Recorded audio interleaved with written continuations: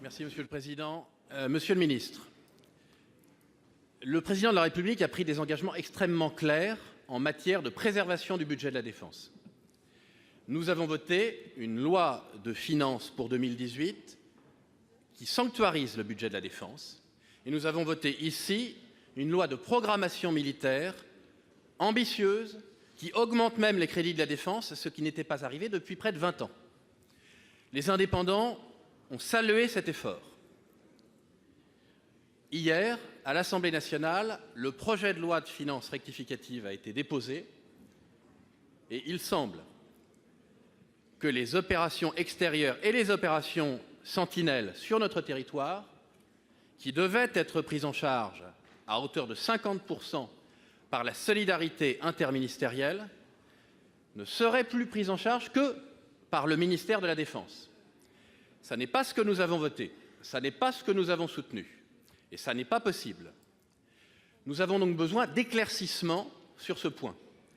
À l'heure où le Président de la République est en itinérance mémorielle pour saluer nos anciens combattants, à l'heure où l'ensemble de la nation salue la mémoire de nos combattants, à l'heure surtout, Monsieur le Ministre, où à l'extérieur comme à l'intérieur, nos armées combattent pour défendre nos valeurs, il est important que nous puissions savoir où, comment vont être libérés les 404 millions d'euros qui manquent pour faire face à cette dépense nouvelle, et surtout, est-ce que cela met en cause la trajectoire ambitieuse que nous avons votée dans la loi de programmation militaire?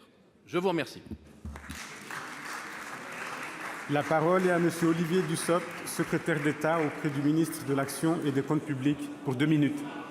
Merci, Monsieur le Président. Mesdames et Messieurs les sénateurs, Monsieur le sénateur, vous l'avez dit, depuis maintenant longtemps, un fossé s'est creusé entre des besoins utiles, besoins d'intervention de nos forces armées, à l'intérieur comme à l'extérieur, et les moyens qui étaient plus faibles pour la défense. Il y a eu une réponse à cette situation, c'est un engagement du Président de la République, un engagement clair, ferme, répété, qui consiste à dire que l'État consacrera 2% de notre produit intérieur brut à la défense d'ici 2025. Et c'est un engagement inscrit dans la loi de programmation militaire dont la trajectoire sera intégralement respectée. Pour illustrer cela, le projet de loi de finances pour 2018 a déjà augmenté de 5,5% le budget de la défense avec 1,8 milliard d'euros supplémentaires. Nous devons aussi conjuguer cet effort avec un autre impératif, qui est un impératif de maîtrise de notre déficit public. Et le projet de loi de finances rectificative que vous avez évoqué donne à la France les moyens d'y parvenir, avec notamment une économie de 600 millions d'euros réalisée sur la loi de finances initiale par rapport à ce qui était prévu. Et cela nous permet aussi de tenir les engagements de la France. Je tiens à vous rassurer, le ministère des Armées est exempté de contribution à cet effort. Et il y aura des ouvertures de crédit pour un montant strictement égal aux annulations le concernant.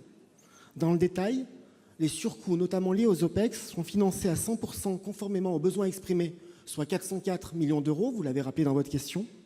Les annulations de crédit du ministère de la Défense que vous évoquez représentent moins de 1% du budget du ministère, n'auront aucune conséquence sur les commandes et les livraisons de matériel au profit des armées, pour une raison très simple, c'est qu'il s'agit d'annulations de crédits qui étaient en réserve, la réserve de 3% qui concerne tous les ministères et qui donc jusqu'à présent n'avait absolument pas été engagée. Par ailleurs, il faut souligner 2 points. Le ministère des Armées va bénéficier d'un dégel immédiat de 250 millions d'euros qui lui donnera une visibilité inédite pour sa fin de gestion. Et le ministère des Armées n'est en aucun cas mis à contribution dans le cas des opérations dites de solidarité interministérielle pour la fin de gestion. Il n'y a aucune ambiguïté et les engagements du gouvernement vis-à-vis de nos armées seront intégralement respectés. Monsieur Capu, vous avez 8 secondes pour répliquer. Monsieur le ministre, vous l'avez compris, nous sommes tout à fait capables de faire des économies sur d'autres missions, mais sur la défense, il faut que les engagements soient tenus, qu'on ne rogne pas sur l'investissement, sur l'innovation et sur l'équipement des troupes.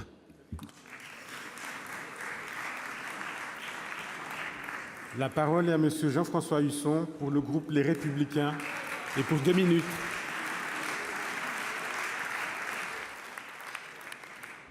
Monsieur le ministre,